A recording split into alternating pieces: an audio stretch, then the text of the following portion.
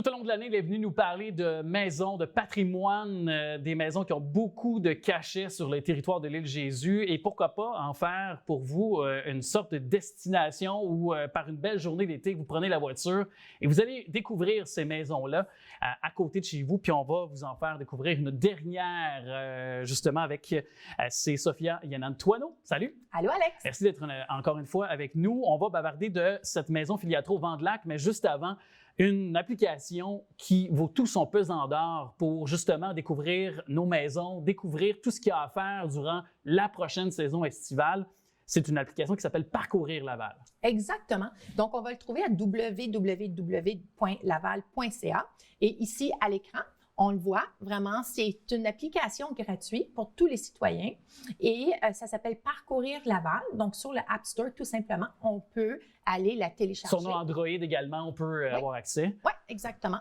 Donc, qu'est-ce qui est vraiment le fun de cette application-là? C'est tout dépendant où est-ce que vous êtes. Vous avez juste à appuyer, puis vous allez voir vraiment toutes les places qui ont une valeur patrimoniale. Donc, dessus, c'est sûr que j'ai pas eu la chance de tout la regarder, mais juste en regardant au début pour l'effleurer, j'ai resté vraiment surprise parce que c'est sûr que les gens qui sont ici durant l'été, ils cherchent des fois des activités à faire.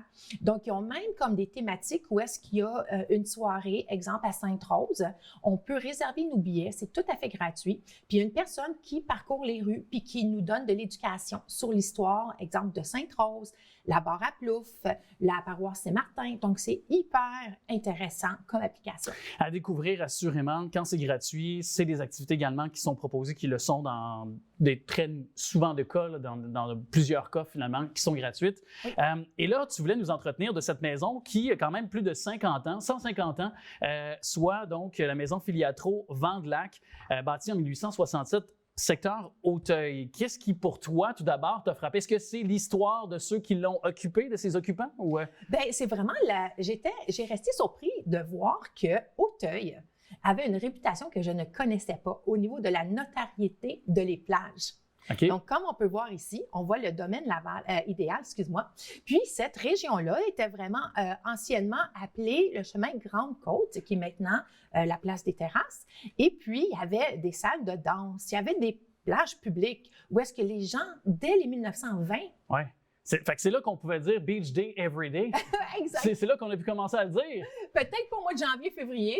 Oui, ben peut-être, mais c'était prisé par les gens de Montréal. Exact. On s'entend que c'était des gens qui étaient assez aisés, par contre, pour l'époque. Bien, ça doit, parce que pour s'y rendre, c'est sûr qu'il n'y avait pas de transport en commun en tant que tel, surtout pas dans les années 1920. Mais déjà arrivé en 1934, il y avait peut-être trop de notoriété, il y avait trop de choses qui se passaient. Et puis, qu'est-ce qu'ils ont décidé de faire? Ils ont mis des règlements. Ils ont dit, OK, bien là, à partir d'aujourd'hui, les salles de danse sont fermées le dimanche.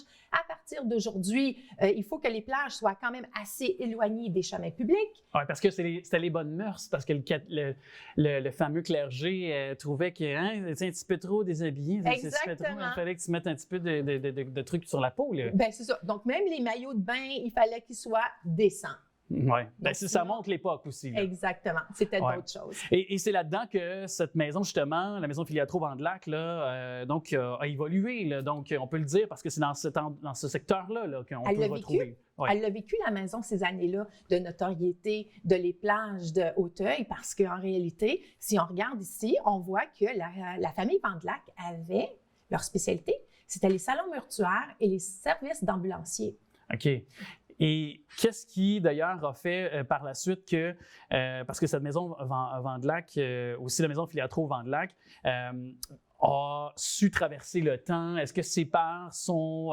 parce que je vois que c'est une maison qui date d'une certaine époque qu'on a déjà parlé. Donc, est-ce que c'est vraiment le toit? Est-ce que c'est vraiment son cachet, le terrain, tout ça, l'emplacement qui a fait aussi à travers le temps, le fait que les gens se l'ont approprié et l'ont continué sans l'entretenir? Mais je pense que son emplacement est vraiment parfait parce que tout proche de l'autoroute 19, donc c'est accessible, surtout aujourd'hui. aujourd'hui avec la construction qui se passe sur la 19 et aussi le fait qu'elle a au-dessus de 100 pieds en avant de la rivière des Mille-Îles. Donc, un grand terrain, là. C'est comme un petit domaine en réalité. Tu sais, la famille Vandelac, dans ces années-là, c'était vraiment dans la forêt, cette maison-là. Puis avec les années, c'est sûr qu'eux ont fait complètement une énorme métamorphose. Cette maison-là, aujourd'hui, si on regarde une valeur approximative marché immobilier, on pourrait probablement aller chercher un bon 3 millions minimum. Pourquoi? Parce que c'est une grande maison, mais c'est pas comme une maison grande, imposante, un petit peu comme les autres. Elle a vraiment son cachet à elle. Et puis, si on regarde sa beauté, c'est que la boiserie, elle est en parfaite condition. C'est d'origine, là. En grande partie, oui. Ils ont travaillé à regarder tout ce qui est, vous allez voir même à l'intérieur tantôt, vous allez voir comme les boiseries sont d'origine. Tu sais comment on a souvent parlé de les encastrer aussi. Comme les armoires là, d'origine, on parlait souvent aussi des murs. Comme là, on peut le voir, c'est les pierres, ça, c'est les pierres qui ont été taillées à la main. Là. Exactement. Puis eux ont ajouté un sous-sol.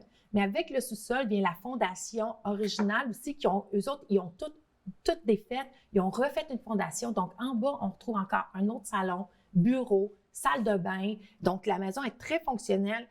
On a au rez-de-chaussée 2 cuisines.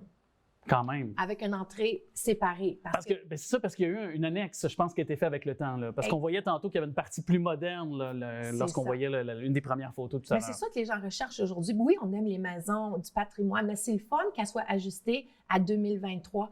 Donc, si on regarde les boiseries, on regarde la hauteur, on regarde la qualité des portes. Ça se trouve à être une cave à vin qu'ils ont ajouté, mais toujours en respectant le code. Encore, on voit les pierres. Donc, même si la maison est moderne, au terme d'aujourd'hui, elle garde vraiment son cachet.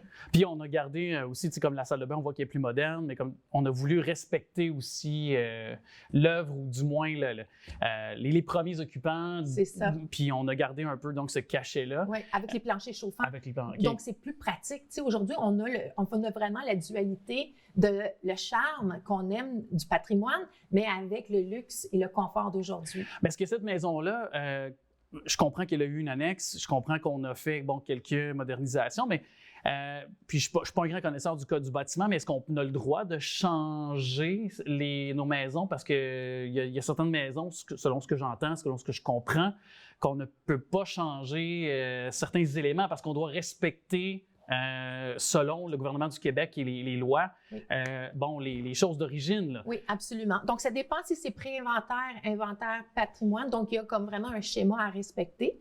Mais c'est sûr qu'eux, à chaque fois qu'ils font quelque chose, ils demandent la permission, ils collaborent avec des permis à obtenir. Et puis, il y a quand même une belle flexibilité en autant que tu respectes toujours son intention. Là. La maison, elle est vraiment... En tout cas, elle est superbe, assurément. Alors, la maison Vandelac, près de la rivière des Mille-Îles, cette maison Filiatro Vandelac, toujours habitée présentement, oui, donc elle n'est pas en vente. Si quelqu'un avait 3 millions, 3-4 millions, là... Ben, peut-être s'il y avait 4 millions, peut-être. Oui, c'est ça. Certainement. Bien, en tout cas, moi, ce que je suis très content de confirmer, c'est ton retour à l'automne. Oui, absolument. Et déjà, si on peut mettre la table en terminant, c'est que tu auras toujours dans les maisons, toujours dans ta profession également de courtier immobilière, mais il y aura quand même un autre angle que tu veux exploiter. Là. Ben, oui, j'ai proposé, parce qu'avec la pandémie qui est terminée, on peut dire, là, les gens, ils nous appellent souvent et disent, tu sais, Sophia, je ne sais pas combien vaut ma maison, mon voisin a vendu tant. Donc, je vais aller aider ou donner des informations au niveau de comment on peut évaluer une maison. Puis, on ne peut pas toujours se comparer à notre voisin. C'est ça, parce que puis ça dépend toujours, j'imagine, des travaux qu'il y a à faire, le terrain, l'aménagement, les investissements qui ont été faits dans un avenir court-moyen terme. Si par exemple, on vient d'entretenir ou de rénover la salle de bain. Les fenêtres. Oui, aussi, exact. Le garage. Des éléments de base, mais qui font toute la différence. Donc, qu'est-ce qu'il faut faire? Qu'est-ce qu'on ne fait pas? Puis, il faut faire confiance à un professionnel et pas à notre beau-frère toujours qui pense qu'il a les réponses à tout. Oui, ça, merci de me le rappeler. OK, mon cher Jean-Pierre, non, c'est pas vrai. Je te dis un bel été. Merci beaucoup d'avoir collaboré avec nous. Ça a été une belle découverte. Tu as beaucoup apporté à notre émission. Puis, je te dis à très bientôt, à l'automne prochain pour pouvoir encore exploiter ce filon qui, ma foi, manquait beaucoup à cette émission. Ça me fait plaisir. Merci Passez beaucoup. un bel été. Merci. Merci.